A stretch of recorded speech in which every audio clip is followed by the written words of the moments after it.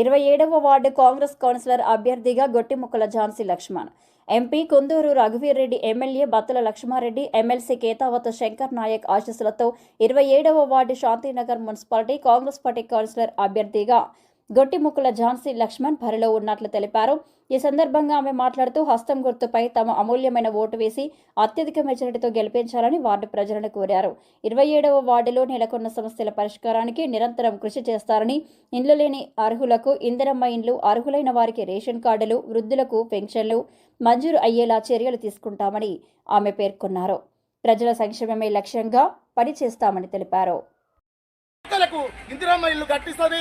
అర్హులైన వాళ్లకు పింఛన్తో పాటు రేషన్ కార్డు లేని వాళ్ళకు నిరంతర ప్రక్రియ, ఇది నిరంతర ప్రక్రియ కాబట్టి రేషన్ కార్డు లేని వ్యక్తులకు రేషన్ కార్డుతో పాటు ఏ కష్టం వచ్చినా అక్కడ రాముడు లక్ష్మారెడ్డి ఉండు. రాముడు లక్ష్మణుడు ఎలాగో ఆడ మన ఎమ్మెల్యే రాముడు అయితే అన్న లక్ష్మణ్ లాంటోడు, అన్న మాట గిరదాటడు. ఊరు ఊరు వాడ వాడ అభివృద్ధి కార్యక్రమాల కొరకై కంకణబద్దులై గొట్టిముక్కల ఝాన్సీ లక్ష్మణ్ గారు దంపతులు ఉంటారని, ఏదైనా శాంతినగర్ ఓటర్ మహాశయులు భారీ మెజార్టీతో గెలిపించాలని. జై కాంగ్రెస్! కుందూరు జానారెడ్డి గారు నాయకత్వం, కుందూరు రఘురెడ్డి గారు నాయకత్వం, కేతావత్ శంకర్ నాయక్ గారు నాయకత్వం. జై కాంగ్రెస్! రోజు 27వ వార్డు నందు మున్సిపాలిటీ ఎన్నికల కార్యక్రమంలో భాగంగా కాంగ్రెస్ తరఫున ఎమ్మెల్యే బిఎల్ గారు మరియు శంకర్ నాయక్ గారు, స్కైలాబ్ నాయక్ గారు, జానారెడ్డి ఆశీస్సులతో మేము ర్యాలీ చెప్పడం జరిగింది. ఈరోజు రోడ్ షోలో భాగంగా అన్నగారు మనకు ముఖ్యమైన నిర్ణయాలు వాళ్ళు తీసుకొని మనకు ఇందిరమ్మ ఇండ్లు మన వార్డుకి 100 ప్రకటించారు.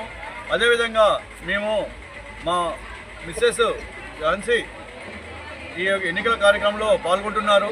వారికి మీ అమూల్యమైన ఓటు వేసి వారిని గెలిపించి మమ్మల్ని ఆశీర్వదించగలని కోరుకుంటూ, అదేవిధంగా మీకు అందుబాటులో ఎల్లవెల్ల మీకు అందుబాటులో నేను అర్ధరాత్రులు కూడా నేను అందుబాటులో ఉండి మీ యొక్క సేవా కార్యక్రమాలను మేము చేయడానికి సిద్ధంగా ఉన్నానని, ప్రతిరోజు మేము వార్డు పరిశీలన చేసుకుంటూ వీధి లైట్లు మరియు డ్రైనేజ్ సమస్యలు మున్సిపాలిటీ వాళ్ళు ఏ విధంగా పనిచేస్తున్నారని తెలుసుకొని వాటితో చేయించడం జరుగుతుంది. అదేవిధంగా ముందుకు ఇంకా కొనసాగాలని నేను ఈ యొక్క భాగంలో నేను ప్రతి ఒక్కరికి అర్హులైన వాళ్ళందరికీ మీకు ఇందిరమ్మ ఇల్లు నేను ఇప్పిస్తానని మాటిస్తూ, రేషన్ కార్డు లేని వారికి రేషన్ కార్డులు ఇప్పిస్తానని చెప్పేసి నేను అందరికీ పింఛన్లు కూడా పెట్టిస్తానని మీకు ఈ యొక్క కార్యక్రమంలో మీకు తెలియజేస్తున్నాను. ప్రతి ఒక్కరికి నేను అందుబాటులో ఉంటూ సేవలు చేస్తానని చెప్పి నేను తెలియపరుచుకుంటాను. హస్తం గుర్తుగా ఓటు వేసి మమ్మల్ని భారీ మెజార్టీతో గెలిపించగలని కోరుకుంటున్నాను.